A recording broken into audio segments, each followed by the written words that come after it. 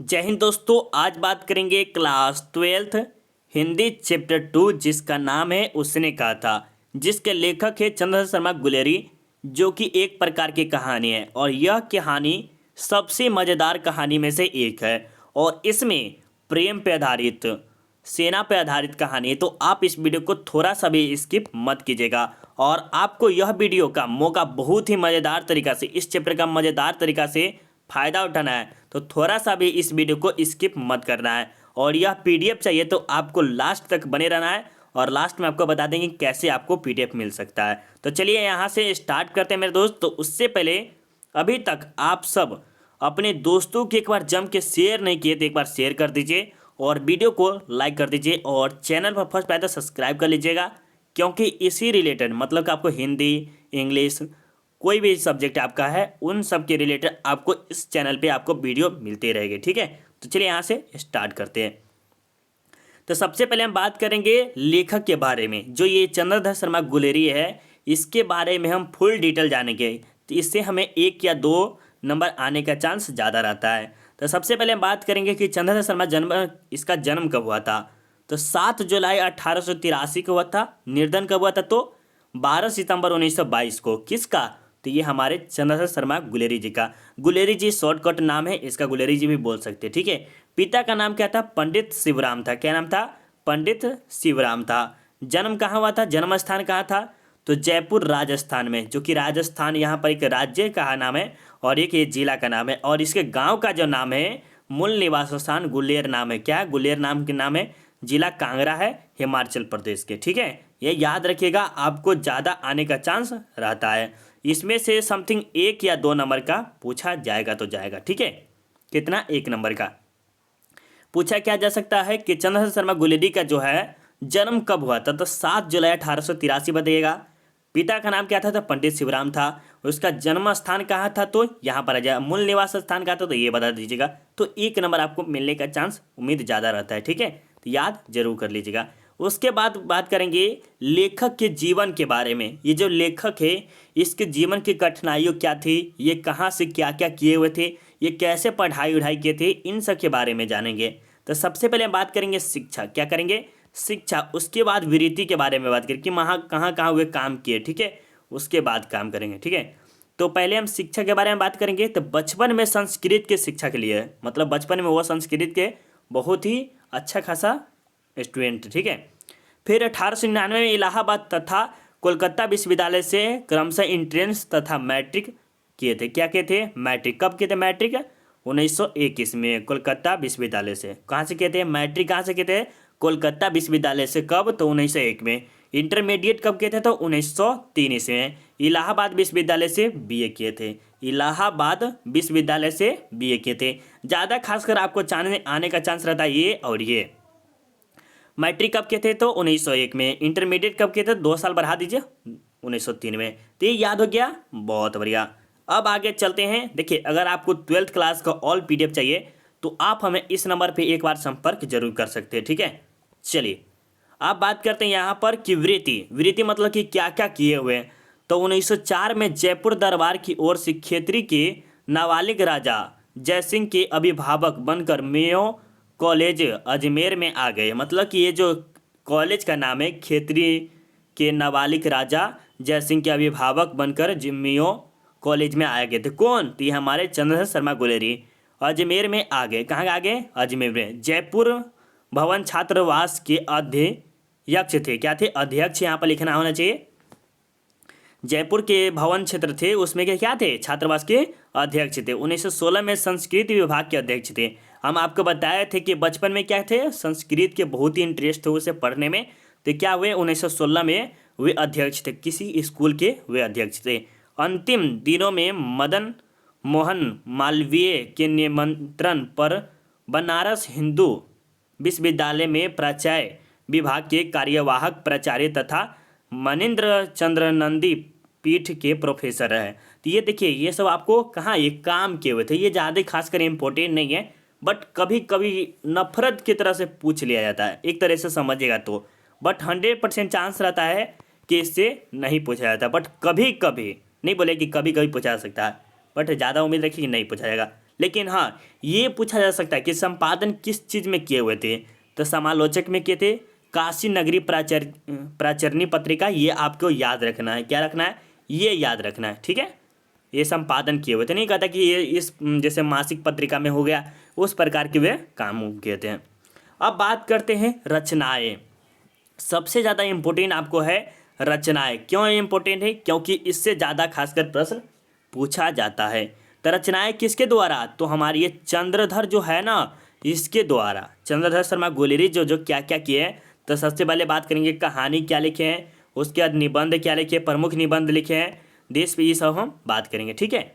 चलिए, सुखमय जीवन जो कि 1911 में लिखे, बुद्ध का कांटा 1911 में, और उसने कहा था जो कि 1915 में। ये याद रखिएगा, उसने कहा था कहानी कब प्रकाशित हुई थी? तो 1915 में। उसने कहा था कहानी कब प्रकाशित हुई? तो 1915 में। ऑब्जेक्टिव में आपके आ सकते हैं, और आपसे पूछा जा सकता है कि चंद्रधर शर्मा गुलेरी कितने कहानियाँ लिखे थे? तो 3। कितने? 3। चंद्रधर शर्मा गुलेरी कितने कहानियाँ लिखे थे? तो 3। टोटल 3 ही लिखे थे, और ये तीनों के तीनों फेमस ही कहानी है, समझ रहे हैं।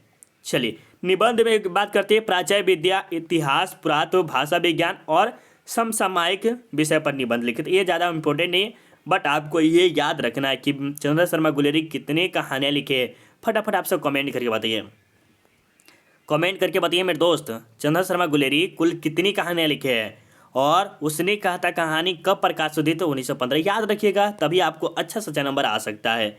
प्रमुख निबंध में कछुआ धर्म ये आ सकता है, ठीक है। भारतवर्ष ये आपके आ सकते हैं, नहीं तो ये सब जो आप रखे देखें, मारिस मुही, कुवार, ये पुरानी हिंदी, ये सब आपको ज़्यादा खासकर नहीं आने के। देवना प्रियम, ये सब आदे आपके नहीं है। और सबसे पहली बात ये आपको बहुत ज़्यादा है, देश प्रेम को लेकर कुछ कविताएं भी लिखे थे, मतलब देश के प्रति क्या किए थे, वह कुछ न कुछ कविताएं लिखे थे। और ये किस युग के थे? तो द्विवेदी युग के एक प्रमुख निबंधकार थे। आपसे पूछा जा सकता है कि चंद्रधर शर्मा गुलेरी किस युग के थे? तो द्विवेदी युग के। क्या बताइएगा मेरे दोस्त? द्विवेदी युग। फटाफट आप सब कमेंट करिए, कमेंट बॉक्स आपके लिए खुला हुआ है, और आप सब कमेंट नहीं करते तो बहुत ही बुरा लगता है, क्योंकि आपको वीडियो कैसा लग रहा है, नहीं अच्छा लग रहा है, इसके बारे में कमेंट करिए। सर हमें ये वीडियो अच्छा नहीं लगता है, इन सब के बारे में भी कमेंट करिए। और इतना मेहनत आप सबके लिए, देखिए ये सब हाई फाई बनाया जाता है, ठीक है। ये समझिए कि मेरे पास इतना सुविधा नहीं है, तब आपके लिए हम ऐसा कर पा रहे हैं। अगर सुविधा रहता तो उससे भी अच्छा हम करते, ठीक है।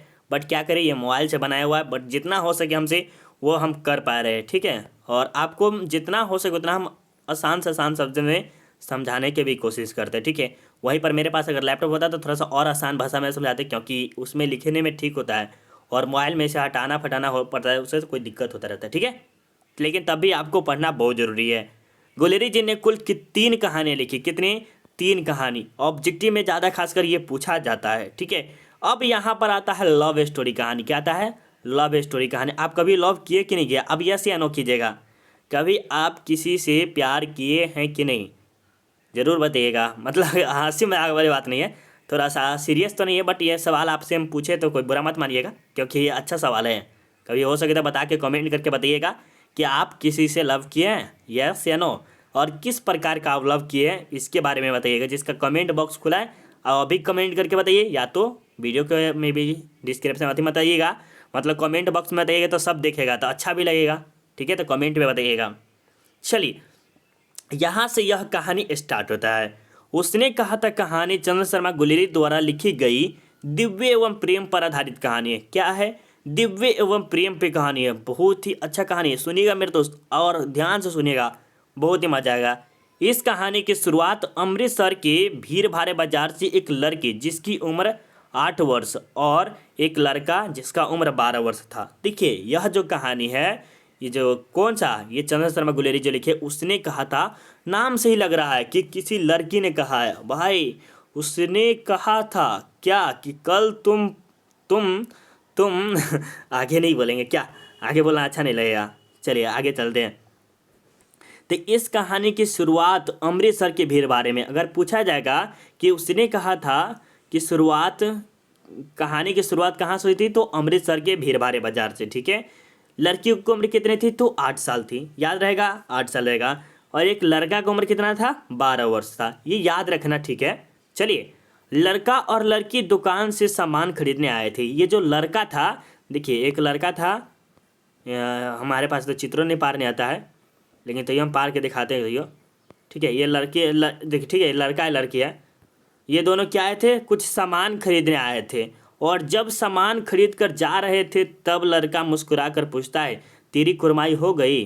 देखिए यहाँ पर ये थोड़ा सा कम कम कर दिए हुए, लड़का और लड़की क्या थे, सामान खरीदने आए थे, बिल्कुल ये सही बात है। लेकिन क्या होता है, उससे बचाता है लड़की को। ठीक है, कौन को, लड़की को ठेले से आने से बचाता है। कौन, तो लड़का बचाता है। आपसे ऑब्जेक्टिव में आ सकता है कि लड़की को किस चीज़ से, किसके अंदर आने से बचाता है, ठेला में आना मतलब कि लाने वाला था तो उससे बचाया जाता है। ठीक है, और उसके बाद जब लड़का ना मुस्कुरा कर पूछता है, तेरी कुरमाई हो गई। अब जैसे देखिए, अगर मान लीजिए पहली बार अगर लड़की से देख रहे हैं, ठीक है, लड़का या लड़की कोई भी हो, लड़का अगर देख रहा है लड़की को तो वो क्या करता है, पहली बार पूछता है कि तेरी कुरमाई हो गया। और कोई कोई तो अभी सिंदूर अभी हो गया तो ये एक नियम हो गया, बट अभी भी मुस्लिम धर्म में देखिएगा तो उसमें क्या होता है, उसमें सिंदूर नहीं किया, तो उसमें आप पूछ सकते हैं कि क्या है। और अभी भी जो गर्ल है वो सब सिंदूर पूरा तरीका से नहीं करती है अभी के भी ज़माने में, बट पहले के था ऐसा था। ठीक है, तो यहाँ पर एक लड़का पूछता है, और 8 साल का कोई एज है क्या। अब देखिए 8 साल कोई एज है, 12 साल की एज है। उस समय तो शादी करना, विवाह करना तो सबसे अपराध माना जा सके, लेकिन उस समय भी एक लड़का पूछता है कि जब लड़का मुस्कुरा कर पूछता है, तेरी कुरमाई हो गई, तो यहाँ पर कुरमाई का अर्थ क्या होता है, मंगनी। क्या होता है, मंगनी। नहीं कहते कि मंगनी हो गया इस लड़के का, इस प्रकार का। इस पर लड़की कुछ आंखें चढ़ाकर धत कहकर दौड़ गई।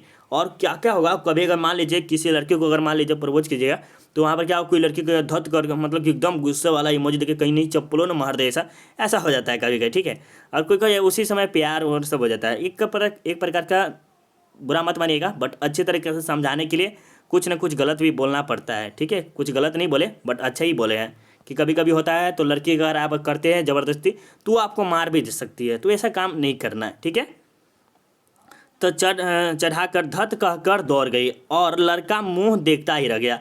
और लड़का क्या होगा, मान लीजिए आपको लड़की नकार देगी, नहीं करता है, तो आप क्या कीजिए, मुंह देखते ही रह जाइएगा। ठीक है, दूसरे तीसरे दिन सब्जी वाले, दूध वाले के यहाँ अक्सर मिल जाते थे। मतलब कि अगर आप देखिए, आप एक ही शहर में रह रहे हैं, वहाँ पर लड़का और लड़की है, तो वहाँ पर क्या होगा, एक न दूसरे दिन मिल ही जाते थे। तो दूसरे तीसरे दिन वह सब्जी वाले, कहीं दूध वाले, कहीं दुकान के यहाँ मिल ही जाते थे। कौन थे ये दोनों, लड़का और लड़की।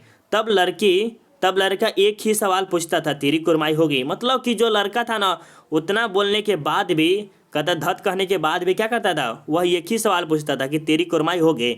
आपसे पूछा जा सकता है कि तेरी कुरमाई हो गई यह किससे पूछा करता था। अब बताइएगा, तेरी कुरमाई हो गई यह किससे पूछा जाता था, तो लड़के से। ठीक है, जवाब दीजिएगा। फिर एक दिन लड़का वही सवाल पूछता है, तब लड़के की संभावना के विरुद्ध बोली। मतलब लड़का के संभावना, लड़का को देखते हुए बोलता है विरुद्ध में गुस्सा के, हाँ हो गई। कैसे बोलता है, हाँ हो गई, हाँ हो गई। कैसे, हाँ हो गई। तब लड़का बोलता है कब। कौन बोलता है, लड़का। कब, तो लड़की बोलती कल। यह देखते नहीं या रेशम से कढ़ा हुआ सालो। यह सुनते ही लहना सिंह बौखला गए। क्या हुए, जो लहना सिंह था ना वह बौखला गया, मतलब गुस्से हो गया, एकदम क्रोधित हो गया कि आप जिस लड़की से हम प्रेम करते थे, मतलब प्यार हो गया उस टाइम, तो क्या होगी, गुस्सा आ गया। कौन, तो ये हमारे लहना सिंह। ठीक है, और जब वह घर की ओर जा रहा था, कौन था, लहना सिंह, घर की तरफ जब घर जा रहा था ना, तो रास्ते में एक लड़के को मोरी में धकेल देता। मोरी नहीं होता कि नाला वाला बना होता है, उसमें धकेल देता है। एक कुत्ते को पत्थर मारा था। कौन, तो ये हमारे लहना सिंह। एक गोभी वाले के ठेले में दूध उछल दिया। मतलब कि कोई सब्जी वाला है, वहाँ पर सब्जी बेच रहा है, उसे दूध उछल दिया। सामने नहाकर आती हुई वैष्णवी से टकरा गया, जिसने उसे अंधा कहकर इसका पाठ समाप्त हो गया। मतलब कि देखिए, एक लड़की थी, मतलब कि वैष्णवी महिला थी, वह नहा कर आ रही थी। ठीक है, और उससे टकरा जाता था, तो जिसे क्या किया, अंधा कहा। किसे, तो लहना सिंह को। तो यह पार्ट 1 में समाप्त हो जाता है। उसके बाद पार्ट 2 यहाँ से शुरू होता है। ठीक है, उसके बाद लड़का सेना में भर्ती हो जाता है। देखिए बहुत अक्सर देखिएगा तो 10th और 12th करता है, और जो मिडिल फैमिली रहता है, जो मिडिल वाले को हम बोल रहे हैं, देखिए जो मिडिल क्लास के जो लड़का होता है ना, वो क्या करते हैं, ज़्यादा खासकर आर्मी की ही तैयारी बहुत करते हैं। आर्मी, पुलिस, इन सब का ज़्यादा तैयारी करता है, और एक तरह से एक सपना होता है अभी के ज़माने में और पहले के ज़माने में था? यस या नो, आप हमें कमेंट करके बताइएगा। इसमें अभी बहुत ही ऐसे, जैसे हमारे ख्याल से 50 स्टूडेंट हो गए, 50 अगर लड़का होगा ना, तो इसमें से 20 या 30-40 आपको सिर्फ आर्मी के बोले कि हम तैयारी करेंगे, आर्मी आर्मी आर्मी, ठीक है, आर्मी के सिवाय और कुछ नहीं। बहुत ही अच्छा है, देश के प्रति इतना प्यार होना चाहिए आप सबके प्रति, ठीक है। उसके बाद लड़का सेना में भर्ती हो जाता है। जब लड़का था ये सब प्रेम व्रेम के चक्कर से हट जाता है, तो 18 साल या 17 साल जितना का होता है, वो क्या होता है, लड़का क्या होता है, सेना में भर्ती हो जाता है। जहाँ लड़का अंग्रेज के तरफ से फ्रांस लड़ने जाता है। कहाँ की तरफ से?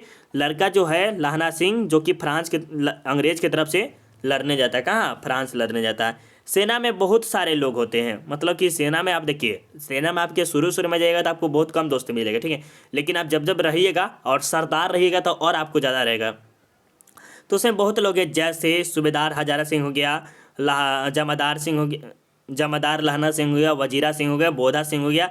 इन सभी के बीच गहरी दोस्ती एवं प्यार था। मतलब लहना सिंह का जो था ना, इन सभी के बीच, जैसे सूबेदार हजारा सिंह हो गया, जमादार लहना सिंह हो गया, वजीरा सिंह हो गया, बोधा सिंह, इन सब के बीच में जितने जो आर्मी था और सीनियर जूनियर सब था, उन सब के गहरी प्यार और दोस्ती बढ़ जाता है। देखिए, आप जहाँ पर भी रहिएगा, मान लीजिए कोई भी क्षेत्र हो, आप सॉफ्टवेयर कंपनी में ही क्यों ना काम कर रहे हैं, वहाँ पर अगर रह रहे हैं तो वहाँ पर आपकी दोस्ती में बहुत ही अच्छा चेंजेस हो जाता है। आपके लड़की लड़के रह रहे तब, या लड़की लड़की रह रहे तब, ठीक है, तो वहाँ पर प्यार और दोस्ती बढ़ना स्टार्ट हो जाता है।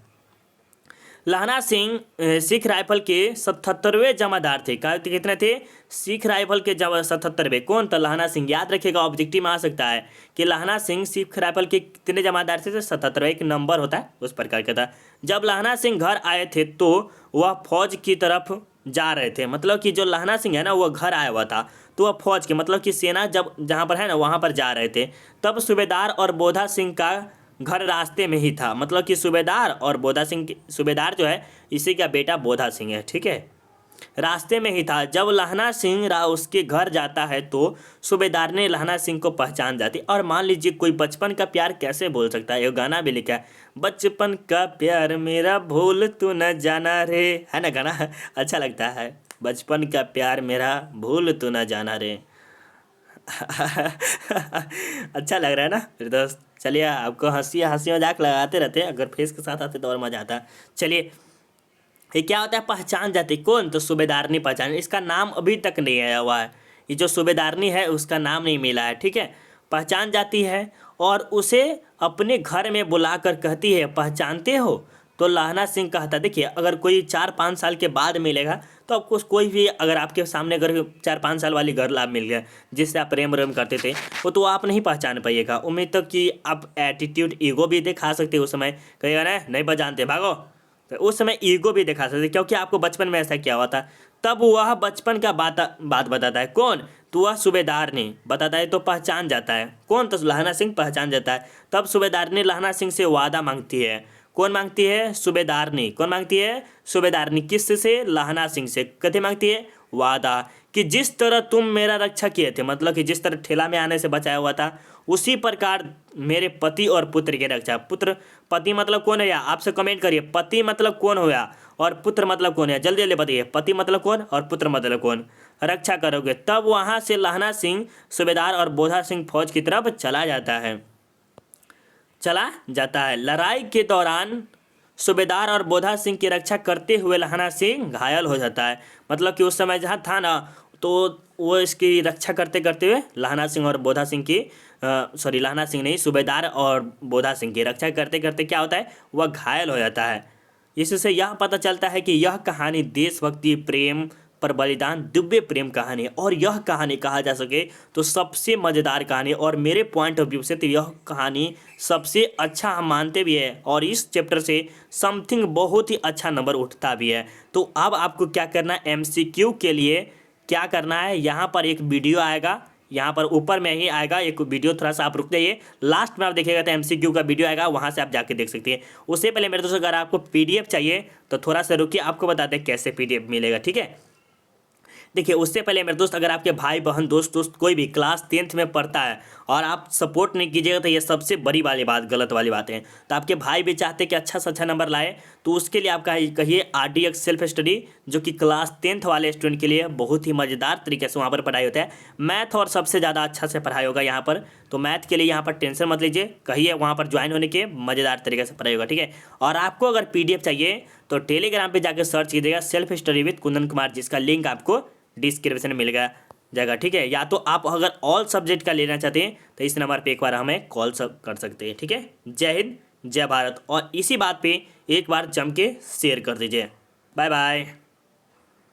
कैसा लगा वीडियो ज़रूर कमेंट करके बताइएगा।